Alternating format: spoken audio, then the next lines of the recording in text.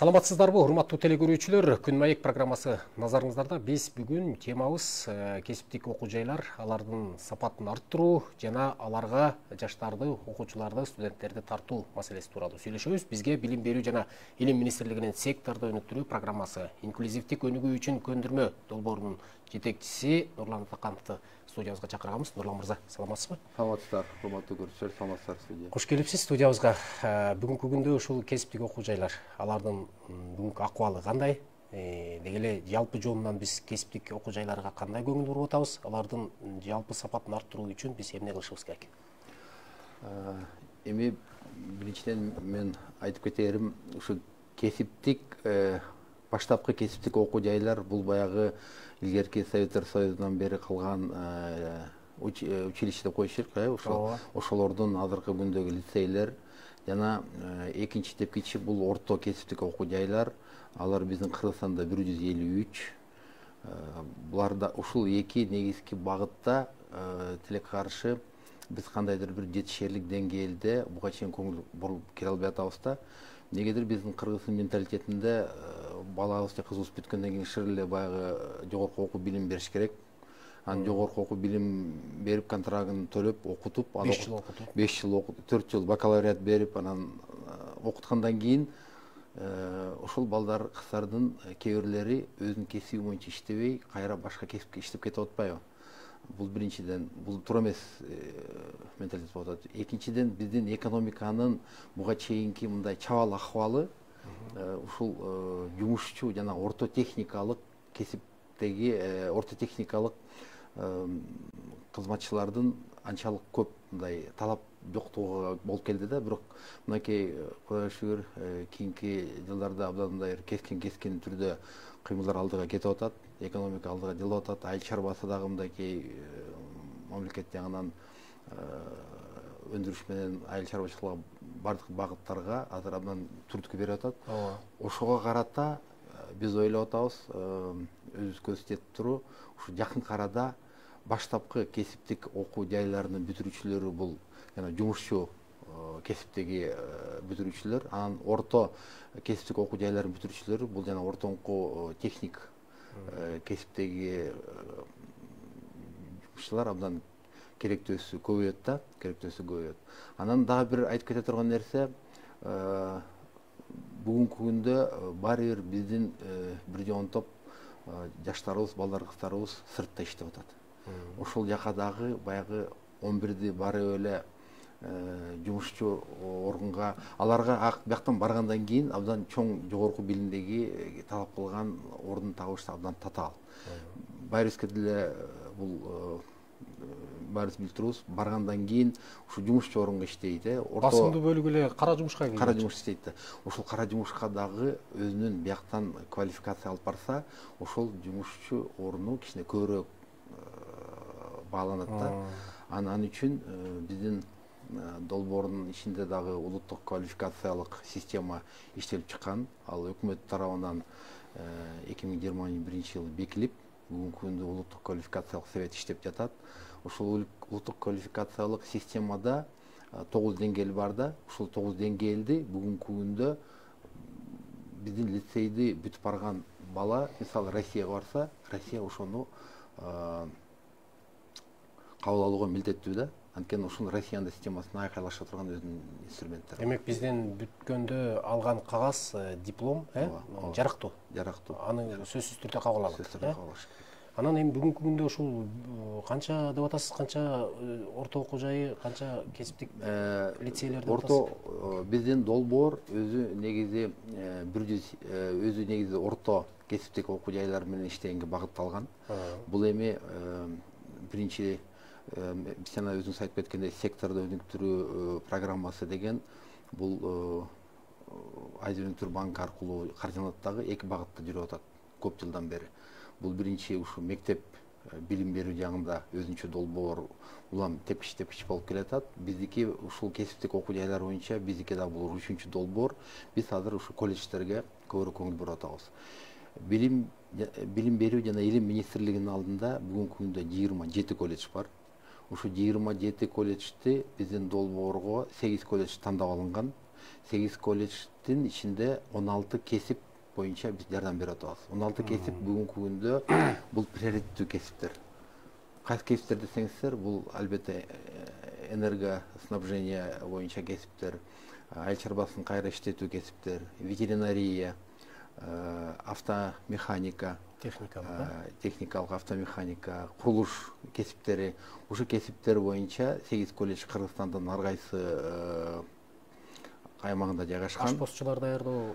Ашпозчуларды дайындоо мындай бир приоритеттүүгө кирген эмес, көбүнчө мына техникалык кесиптер киргенде. Мундагы убагында 18-жылы атайын изилдөө менен карап ошолорду кабыл алынган экен. Анан эми бүгүнкү күндө баарыбыз азыр эми 2026-жылга чейин улуттук өнүгүү стратегиясын карап атпайлыкпы. Ошол жерде да ушул биздин кесиптер толугу менен камтылып атат да. Ошон үчүн биз ойлоп атабыз, биздин убагында тандообуз дагы ошол туура эле болгон окшойт. Бүгүнкү күндө ушул биз дайындап жаткан специалисттер Бул багыттагы канча окуу жай бар деп сураганымдын себеби, ал жерде тарбияланып окуп жаткан студенттердин, окуучулардын билим сапаты деги эле ал жерде берилип жаткан билим сапат деги эле сапат маселеси кандай берилип атат? Эми мен жана башында айтып кеткен алдыңкы тажрыйба борборлору, мен жана айтып кеткен алдыңкы тажрыйба борборлору деп атаган жатпайлыкпы? Биз ушул термин мурда жок эле, биз азыр ушул терминди бүгүнкү күндө мынакей бүт Кыргызстан талкуулап аткан билим берүү мыйзамына жаңылыктар киргизип жатпайлыкпы? Ошонун ичинде киргиздик да. Биздин көрүнүш боюнча алдыңкы тажрыйба борбору деген эмне? Бул колледж, бирок ошол колледж өзүнүн регионунда жаңы инновациялык нерселерди ушул жака киргизип, ошол жака багыттаганга жардам берет. Негизи эмне бул? Бул биринчиден бул окутуу программалары. Окутуу программалары компетенттүүлүк негизинде иштелип чыгыш керек. Окутуу программаларды иштеп чыкканда жумуш берүүчүлөрдүн катышуусу талап. Анткени кандай талаптарга жооп бериш керек эртеңки күндө бүтүргөн бүтүрүүчү. Ошону биз мурда эгерде окуу жайы аныктаса, азыр сөзсүз түрдө жумуш берүүчүлөр аныктайт. Мына бизге бүгүнкү күнү эмгек рыногунда силердин бүтүрүүчүңөр момундай жумуштарды аткарууга жөндөмдүү болуш керек. Билиш керек десем, ошого карата окутуу программасын формат этишибиз керек. Экинчи абдан чоң зарыл жумуш бул ошол биздин балдарды окутуп жаткан окутуучулардын акыбалы. Бул дагы бир чоң көйгөй.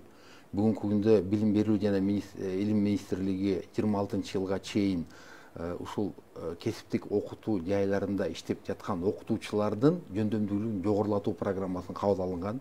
Ошол программа боюнча жумуш жүрүп атат. Ал жумуш 3 багытта жүрөт. Биринчиден, келечектеги ошол кесиптик окутуу жайларында иштей турган окутуучуларды ушул жана колледждерде окутуп, ошолорду чыгарып атабыз. Бул бир багыт. Пилоттоп атабыз да, мына быйыл жыйынтыгын чыгарып, ошол боюнча министрликке кенен кесир аналитикалык материалдар беребиз. Экинчи багыт мыйзам боюнча кесиптик техникалык окутуу жайында иштеп жаткан адам педагогикалык квалификациясы болуш керек, сөзсүз түрдө. Анткени жанагыл ар кандай кесипте иштеп аткан адамдар, алар профессионалдык жактан келгендер да, алардын педагогикалык окутуусу жок. Бирок бүгүнкү күндө мыйзамдын талабы алар педагогикалык квалификация алыш керек.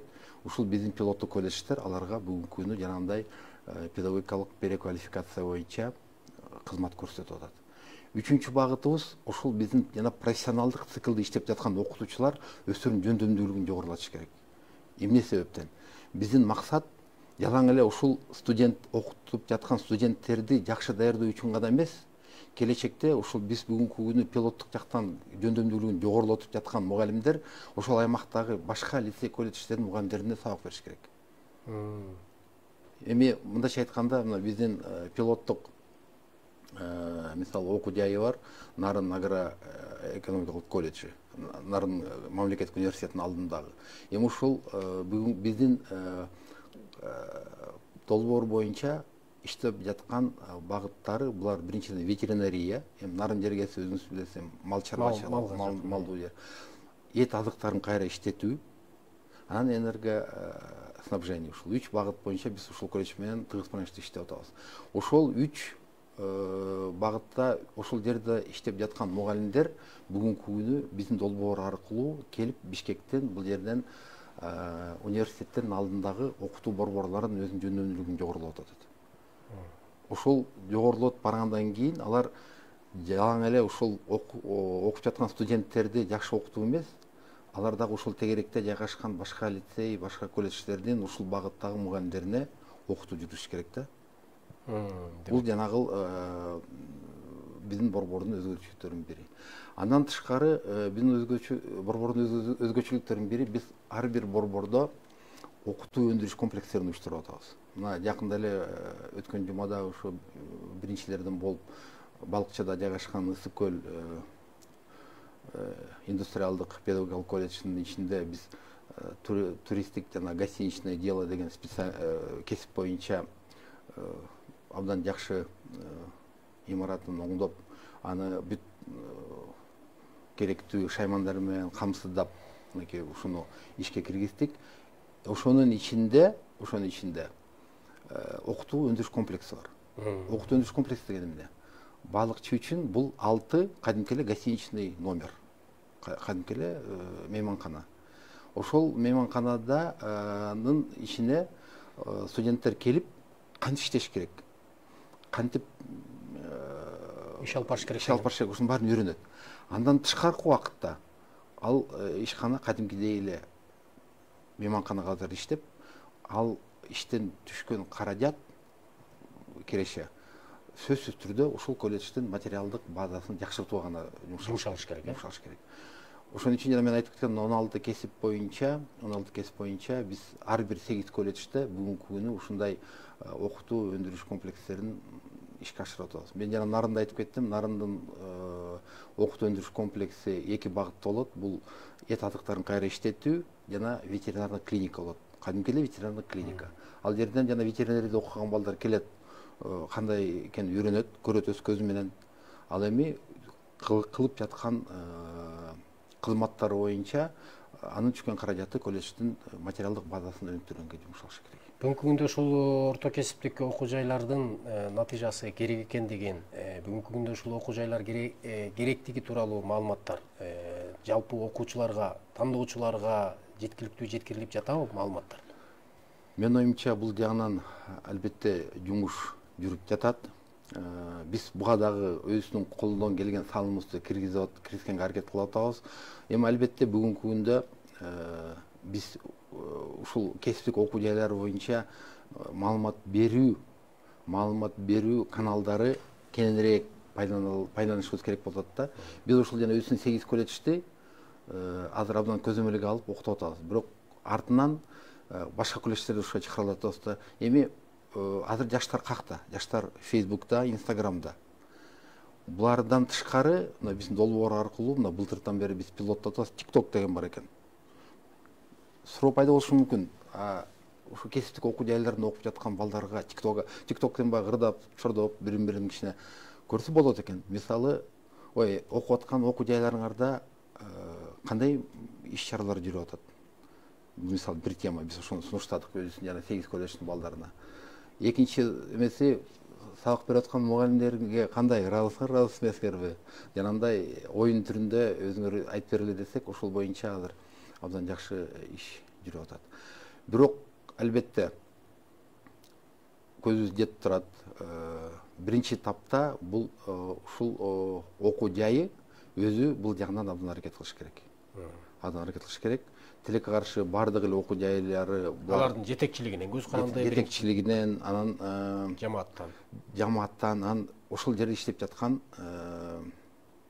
кызматкерлеринен. Тилекке каршы баягы колледждер, кесиптик окуу жайларында атайын мисалы адам бөлүнбөйт экен да, мына сен сөзсүз ушу менен иште деп. Сөзсүз түрдө баягы башка да милдети бар. Анага да кошумча кылып туруп сен ушунда ала бар, мына сайтты сен ушу жүргүз деген.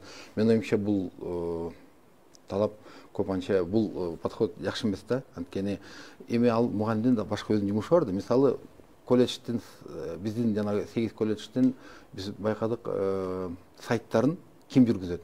Ошол жерде информатиканы сабак берген мугалим да кошумча мен сайтты сен жүргүзөсүң деп коет да. Анан ал эми баягы кошумча акча төлөнбөгөндөн кийин ал өзү негизги жумушун аткарат да. Анан колу бошураак келсе, анан келип сайтын иштен аракет кылат. Биз муну биз азыр ушу аракет кылып атабыз. Жана 8 колледж менен кескин түрдө бул ситуацияны өзгөртүп, сайт, Instagram, Facebook, TikTok, жергиликтүү газета, журналдар, борбордук газета, журналдар, борбордук телевидение, жергиликтүү телевидение турабы. Анткени баары менен тыгыз менен иштеш керек. Ошого жооптуу адам болуш керек. Ошонун аркынан сая түшкөн. Мындайча айтканда, ар бир окуу жайында, мындайча айтканда, азыркы биз айтып күн калабыз го, пиар специалист депчи. Ушу пиар специалист болуш керек. Ошол ар тараптуу иштеш керек. Мисалы, биздин огул Бишкектеги жайгашкан архитектура жана курулуштагы архитектура жана менеджмент колледжи. Могу баарыбыз көрүп жүргөн Логвиненко менен Лев Толстойдун бурчунда. Нары бери өткөн адамдар көрөт болуш керек, кандайча түрдө бүгүнкү күнү сырткы өңү өзгөрдү. Ичи да абдан өзгөрдү. 38-жылкы имарат. Аны абдан оңдодук. Ичинде шаймандар менен инфраструктурасын жакшырттыңыздар. Толтурдук, окутуу чөйрөсүн жакшырттык. Бул колледж өзү курулуш колледж болгондон кийин булар өздөрүн кандайдыр бир регионго эмес, булар өздөрүн жалпы мамлекетке маалымат таратыш керек да, өздөрүнүн окутуу программалары, өздөрүнүн балдарды чакырып. Демек, булар өздөрү мамлекет иштегенден кийин сиздерге окшогон мындай бир улуттук деңгээлге чыгып аткан телевидение менен тыгыз менен иштеш керек турабы. Улуттук деңгээлде чыгып аткан башка журналдар, газеталар менен иштеш керек. Иш жүзүндө ошондой болуп атабы? Бүгүнкү күндө 2 жылдан бери биздин жардам менен болуп атат. Биздин жардам менен болуп атат да. Анткени биз деле ушул министрликтин алдындагы долбоор болгондон кийин ушу министрликке кайрылып, ушу министрлик аркылуу мына жылда былтыр ар бир колледж боюнча видеоролик жасап бердик. Мынакей колледж кандай, ичиндеги шарттары кандай, окутуучулары кандай, программа бир 8 колледждики эми орто эсеп менен бир 10-12 мүнөттүн ичиндеги видеороликти ошону центральный борбордук телевидениеден дагы и жергиликтүү телевидениеден дагы айландырып. Сиз өзүңүз айттыңыз, ушул убактарга чейин ушул орто кесиптик окуу жайларга көңүл бурулбай келген деп. Башында өзүңүз айттыңыз, жетиштүү деңгээлде көңүл бурулбай келген деп. Бүгүнкү күндө ошол тийиштүү орган болгон ушул министрлик, билим берүү министрлиги кандай көңүл буруп атат? Азыр менин оюмча бул ушу кийинки убакта абдан кескин түрдө өзгөрдү. Биринчи этапка ушу берилип аткан билимдин сапаты коюлуп атат. Сапаты. Мынакей баарыбыз айтып жүргөн мынакей кесиптик окуу жайлары сапаты начар, аны мындай эле айтып атабыз. Бирок иш-чара жүргүзсөк, бүт баарын сапатын жакшыртууга мүмкүнчүлүк бар. Мен жана айтып кеткен баштапкы кесиптик окуу жайларын бүгүнкү күндө министрликтин жетекчилигинин алдында жетекчилик ушундай талап койду, кескин түрдө сапатын жогорулатыш керек. 98 лицей ар кайсы региондордо жайгашкан, мен айтып өттүм, илгерки Союздан бери калган училищелардын жакшы имараттары бар, көпчүлүгүнүн. Абдан чоң жер аянттарын ээлеген. Кандайдыр бир көптөрүндө өндүрүш шаймандар бар. Ошону эффективдүү пайдаланыш үчүн азыр абдан мындай кескин түрдө кадамдар жасалып атат. Орто кесиптик окуу жайлары боюнча мынакей биздин долбоор аркылуу биз жардам берип коюп эле жана 8 колледж менен эле чектелип калалы деген жокпуз. Министрликтин жардамы менен биз бүгүнкү күндө, мен жана айтып кетпедимби, ремонттор уже бүгүнкү күндө бүтүп баратат. Шаймандарды биз камсыз кылдык. Бирок дагы долбоордун 2 жылдык мөөнөтүнүн ичинде биз азыр министрлик менен биргеликте ушул өзүбүз иштеп чыккан программаларды, ушул өзүбүз иштеп чыккан ыкмаларды калган колледждерге да жайылтышыбыз керек. Жайылтканда кайра эле бай эксперттердин жардамы менен эмес, биз бүгүнкү күндө ушул жана биздин 8 алдыңкы тажрыйба борборлорунда иштеп жаткан 60га жакын мугалимин окутуп атабыз. Абдан мындай терең окутуп атабыз да, эксперттердин жардамы менен. Максатыбыз ушул жылдын экинчи жарымынан баштап алар өстүрүн региондордун өстүрүп андан окутуш керек. Эми сиз айткандай ушул адистердин эң негизгиси сапаты, билим деңгээли биринчи орунда турган маселе да. Кимдер иштейт ал жерде? Бүгүнкү күндө сапаты кандай, деңгээли кандай окутуучулардын? Анан биз студенттердин жана абитуриенттердин кесип тандоодо же окуу жайды тандоодо бүт бардыгы тең эле жогорку окуу жайына кетип калган сыяктуу мугалимдер дагы же жогорку окуу жайларына барып мугалим болгусу келет педагогдор, же болбосо акча тапкысы келет, бир бизнеске аралашкысы келет да, орто кесиптик окуу жайларга барып мугалим болгусу келбей калган. Себеби сиз өзүңүз айткандай белгилүү деңгээлде жакшы көңүл бурулган эмес. Бүгүнкү күндө ал жака адистердин тартылуусу кандай, анан алардын билим деңгээли, сапаты кандай? Бүгүнкү күндө адистердин тартылышы абдан жакшы. Өзүңүздөр мына уктуңар, ушу жакын эле арада айлык маянасы да кескин түрдө жогорулады. Бирок ага кошумча дагы мына финансылык бир инструмент бар. Ушу лицей менен колледждерде пайдаланган, бул нормативдик бюджеттик каржылоо. Нормативдик бюджеттик каржылоону биз ушул орто кесиптик жайларга бүгүнкү күндө киргизип жатабыз. Ал эмне деген нерсе? Ал деген ушул каржылоо ар бир кесиптик окуу жайында ушул жерде окуп жаткан балдардын санына жараша болуш керек да. Анан албетте ал контракттын жогорулашына алып келиши мүмкүн кээ бир жерлерде. Бирок ушунчалык сапатка кадап келет да. Себеп дегенде биз изилдеп көрсөк, бүгүнкү күндө ушул биздин кесиптик окуу жайларынын каралып жаткан өздөрүнүн каражатынын бир 98% ушу күнүмдүк айлык менен эле өзүнүн коммуналдык тейлөөсүнө төлөнгөн акча кетип калат да, өнүк күнгө иштей албай калат. Демек биз ушул жаңы инструментти киргизүү менен ошолордун келечектеги өнүгүшүнө дагы кандайдыр бир орун калтырышыбыз керек да. Колледждердин бул жагынан лицейлерге караганда мүмкүнчүлүктөрү көбүрөөк. Анткени колледждерде кандайдыр бир деңгээлде контракт бар. Алар бюджеттик негизинде дагы и контракттык негизде дагы студенттерди кабыл алат. Ошол жана контракттык студенттерди кабыл алгандан кийин канчалык ошолордун берген сапаты, канчалык ошол жерде иштеп жаткан мугалимдердин мүмкүнчүлүгү жогору, канчалык ошол колледждин окутуу чөйрөсү бийик болсо, ушунчалык студенттер көбүрөөк келет экен. Ушул багыттарда биз да иштеп атабыз. Мынакей жана жөн эле ремонт кылып койбой. Бул ремонт деген бул окутуу чөйрөсү. Кандай зданияда отурат, имаратта, кандай имаратта отурат, кандай шаймандар менен пайдаланат. Биз баягы телевизордон көрүп эле, мына тетиги чет мамлекетте укуш экен деген эми ада көрсө керек экен. Баланын ошол жерде отуруп берип аткан мугалимдин берип аткан маалыматын толук өзүнө сиңириш үчүн жакшы деңгээлде отуруш керек, жыл жерде отуруш керек. Шарт керек. Шарт жакшы болуш керек. Эми ошол берип аткан мугалим дагы жакшы шартта иштеш керек. Анда айлык майнасы жакшы болуш керек. Айлык майнасы жакшы болуш керек. Ошондо ага талап да ошондой болот. Бүгүнкү күндө министрликтин талабы ушундай болуп атат. Айлык маяныңарды жогорулатабыз, бирок талабыбыз да жогорулайт. Ошого карата өзүңөрдү дайындашыңар керек. Мугалимдер баягы менин оюмча эми таптакыр эле ушу кесиптик окуу жайлар мугалимдерде кесиптик окуу жайга көңүл бурулбай койду деген сөздөн алысмын. Көңүл бурулуп келди. Бирок азыркы күндө билим берүү чөйрөсү өзү кандайдыр бир менин оюмча кескин түрдө бир жаңы багытка кирип баратат да. Азыркы жетекчилик өзүңүздөр билесиздер, көптөн бери жана 12 жылдык орто билим окутуу боюнча кандай талаш тартыш жүрүп атат. Мен ойлойм, мунун бардыгы мындай кескин түрдө билим берүү системасын алдыга жылдырганга, профессионалдык окуу жайын, кесиптик окуу жайларынын ичинде дагы бир жонтоп жанагындай кескин түрдө өзгөрүүлөр кирип атат. Негизгиси, мен жана айтып кетдим, окутуу өндүрүш комплекстери. Эмне үчүн буга чейин биз аларды алдыга жылдыра албай келатабыз? Себеп дегенде, мыйзам чегинде окутуу билим берүү мекемелери жанагындай акы төлөнө турган кызмат көрсөтүүгө укугу жок болуп келатат. Материалдык базасы бар. Кандайдыр бир деңгээлде өндүрүш шаймандары бар. Эми азыр жанагы мыйзамга азыр өзгөртүү киргизип атабыз. укук берели буларга. Ооба. Контролду да көбөйтөлү.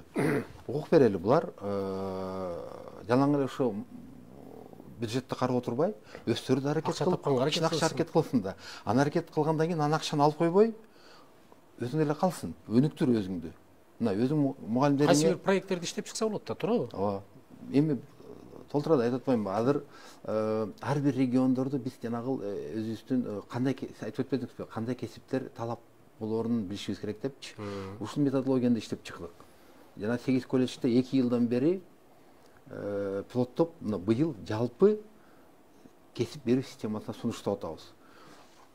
Биздин максат боюнча ар бир лицей, ар бир колледж жыл сайын ушул изилдөөнү жүргүзүш керек. Изилдөөнүн негизинде биз бүгүнкү берип жаткан кесиптерибиз негизи керекпи, кереги жокпу? Эгер керек болсо тийиштүү деңгээлде берип атабызбы, же тийиштүү деңгээлде бербей атабызбы? И үчүнчү, эң негизгиси бул бир нече убакыттан кийин кандай кесиптер керек болот? Биздин тегеректе. Анткени эгер ошол кесип керек болсо, ошол кесиптик окуу жайы бүгүндөн баштап өзгөртүүсүн кылып башташ керек да. Бул билим берүү баягы туруп эле мына керек болсун бурулуп кетип калганга туура келбейт да. Биз ал жерде атайын шарт болуш керек. Ал жерде атайын класстары, шаймандары, мугалимдери, аккредитациясы болуш керек, лицензиясы болуш керек, ошол кесипти буруш керек. Анткени ар бир кесип боюнча лицензия менен иштеп атат да. Ошонун бардыгы кандайдыр бир убакыт талап кылат. Бирок бүгүн анализ кылса, 3 жылдан кийин моундай кесип керек экен. Анда мына бүгүндөн баштап лицей же колледж өзүнүн жумушун ошого багытташ керек. А эгерде кандайдыр бир изилдөө боюнча көбүрөөк бүтүп чыккан балдар кыздар жумуш таба албай жатса, себеби эмнеде? Же биз Жакшы окута албай атабызбы? Же бул кесип жөн эле талап жок болуп калдыбы? Мына ушул боюнча дагы ушул изилдөө керек эмеспи деген. Изилдөөдө жардам берет да. Эгер ушул окутуу кереги жок болсо, анда окутууну токтотуш керек. Ушуну мониторинг кылып көрдүңүздөрбү? Ушул бүтүрүүчүлөр мисалы жумушка орношуу боюнча канчасы жумушка орношот экен дагы, канчасы башка жумуштарга өтүп кетет экен? Эми берде мониторинг атайын окутуу бүтүрүүчүлөрдү 2 жолу мониторинг болунот. Бүтүп чыгып аткан кезде оюң кандай, как барасың, окутууң менен ыраазысың эмессиңби, өзүң ойлогондоруңа жеттиңби, жетише албадыңбы деген суроолор. Анан 7 айдан кийин эмне болду? Иштедиңби, иштеген жоксуңбу? Иштебесең себеп эмне болду? Ушул суроолорду берип атабыз да. Анан биздин ушул 2 жолку колледжде, 8 колледжде изилдеп көрсөк, бир 70-тен 72% чейин балдар кыздарыбыз өзүнүн ордун таап кетип атат. 70-72% жумуш ордун таап кетип атат. Нар жактагы 25-30%. 25-30% дагы калып калып атат. Башка жумуштарга өтүп. Ошол башка жумуштар. Ошо да бизди ойлондуруп атат да. Эмне үчүн убагында булардын Демек 70% деген бул жакшы көрсөткүчпү? Жакшы көрсөткүч. Калгандары убагында кесип тандоодо кемчилик кетип калганбы? Аны изилдеш. Туура эмес тандап алганда, кийин иштеп баштаганда жакпай калды, иштебей койду. Кээ бирлер эми бар жумуш шарт үй шарттарына карата иштей албай калды. Эми алар анчалык көп эмес. Ушул нерсени дагы кеңейтиш үчүн биз өзүбүздүн колледждерде атайын ишкерликке окутуу программасын киргиздик. Бул ишкерлик окутуу программасы жогорку окуу жайларында бар. Баштапкы кесиптик окуу жайында да бар экен. Анан ушул ортоңку кесип окуу жайларында буга чейин кирбептир. Мамлекет жанагы билим берүү министрлигине тийиштүү колледждерде. Биз 8 колледждин 33 мугалимин 3 кредит кылып ушул окутууну киргиздик. Бүгүнкү күнү министрлик гриф берди. Ушул 22-23 окутуу жылынан баштап биз аны калган жанагы долбоор менен камтылбаган 19 колледжге киргизебиз, Кудай буйрса. Бул эмнеден билет? Ошону окуп чыккан студент эми тияка барат, бияка барат, жумуш таппаса, өз ишин баштаганга мүмкүнчүлүк болуш керек. Ошо билим болуш керек. Бул биринчиден. Экинчиден, барыбыз билебиз, ушу финансалык тажрыйбалуу финансалык окутуу боюнча дагы мына биздин программабыз иштеп кетпедиби? Адам өзү өнүгүш үчүн деле негизи каржы инструменттерин, каржы мүмкүнчүлүктөрүн ушул боюнча да өзүнүн билими жогору болгондо жакшы да. Бирок негизги максаты булар эртеңки күнү ушу ишкерликти керек болсо баштапкы өзүнүн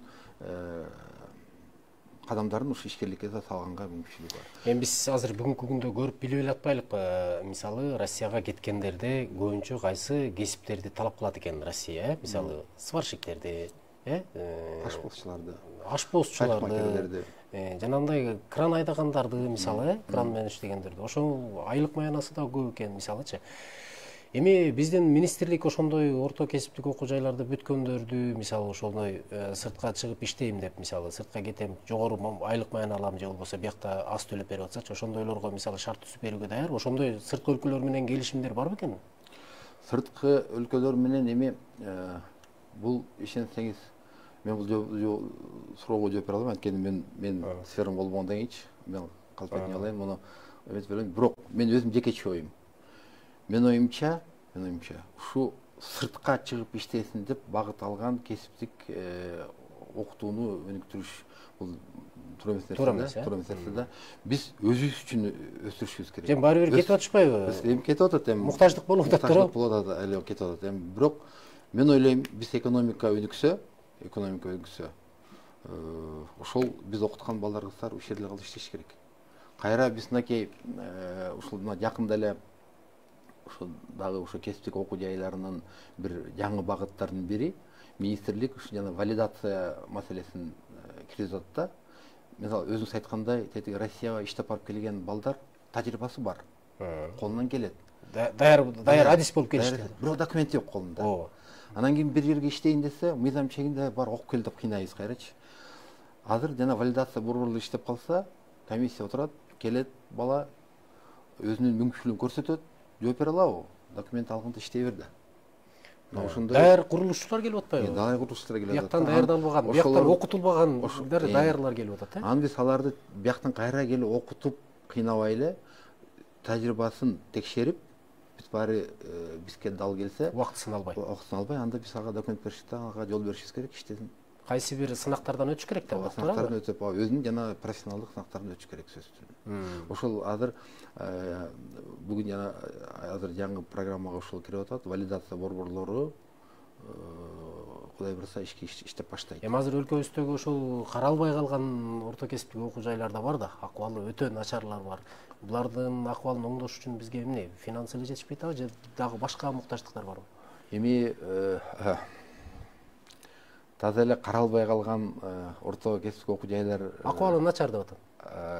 Акыбалы начарраактарга биринчи таптан жана мен айтып кеткен баары бир анын тегерегинде эл жашап атат да.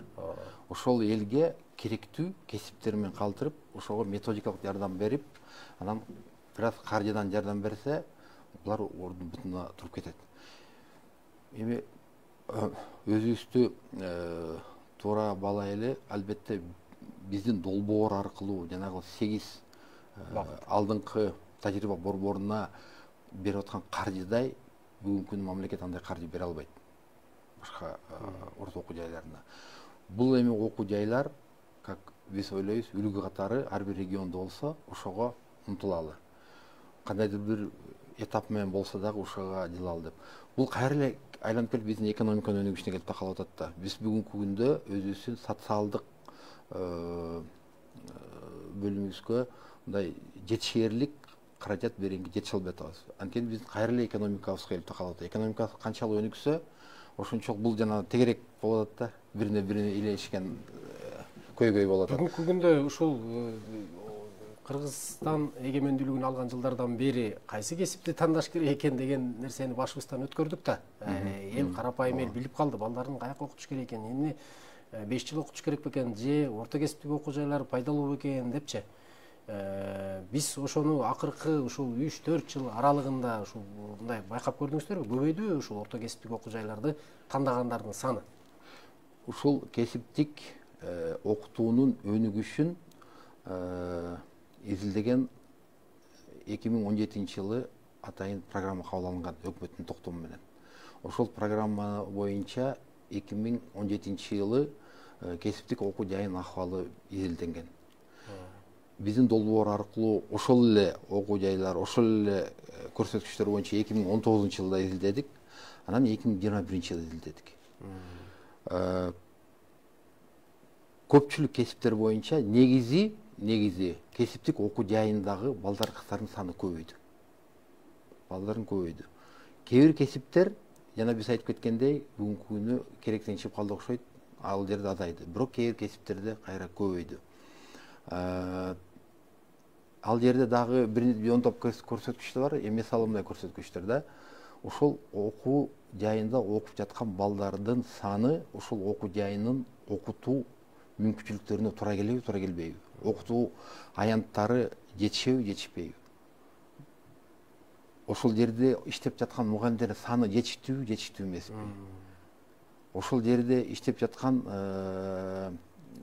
жалаң эле окутуучулар эмес, кошумча административдагы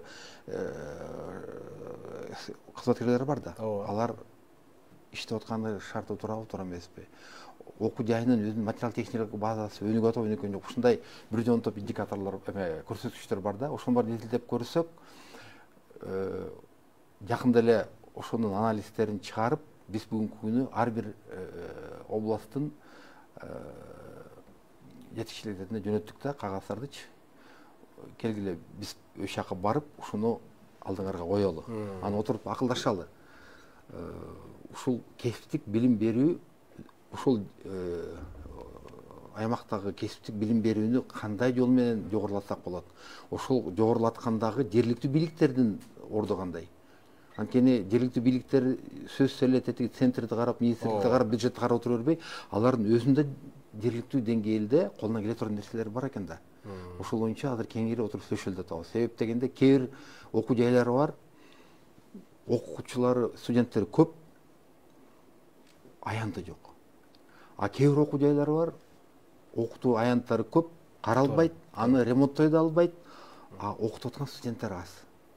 Демек ошолорду билим берүү жана илим министрлиги ошо жергиликтүү бийликтер менен биргелешип ойлонуштуруп туруп, кандай сапаттуу жака билим берүү жагынан бөлүш керек. Бул жагынан дагы министрликтин бүгүнкү жетекчилигинде бир нече көз караштары бар. Ошо жанагы өнүктүрүү пландары бар. Өнүктүрүү пландары бар да. Мисалы, анын бири эле жанагы окутуп жаткан, орто билим берип алып жаткан балдар, жогорку класстын окуучулары. Ошолор мисалы ошол жерге келип кесипке үйрөнүп алат да, бир күн атайын келип. Мурун Союздун системасында бул бар болчу. Ушул боюнча да ушундай бир нече азыр жоболор, бир нече долбоорлор каралып атат. Рахмат келип бергениңизге, ишиңизге ийгилик болсун. Абдан бир алгылыктуу иштер болуп жатыптыр. Сиздерге да рахмат.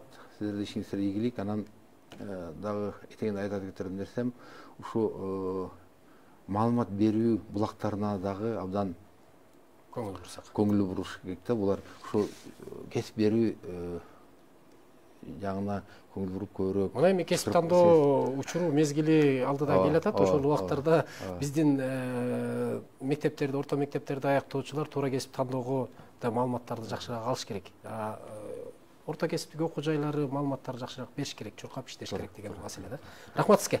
Урматтуу телекөрүүчүлөр, биз бүгүнкү күндө кесиптик окуу жайлардын артыкчылыгы, алардын бүгүнкү күндө актуалдуулугу, колледж, орто кесиптик окуу жайлар деген кантип кесип тандаш керек, аларды тандоодо дегеле бүгүнкү күндө кайсы артыкчылыктарга караш керек деген маселелерди Билим берүү жана илим министрлигинин секторду өнүктүрүү программасы инклюзивдик өнүгүү үчүн көндүрмө долбоорунун жетекчиси Нурлан Атаканов менен маек курдук. Саламатта калыңыздар.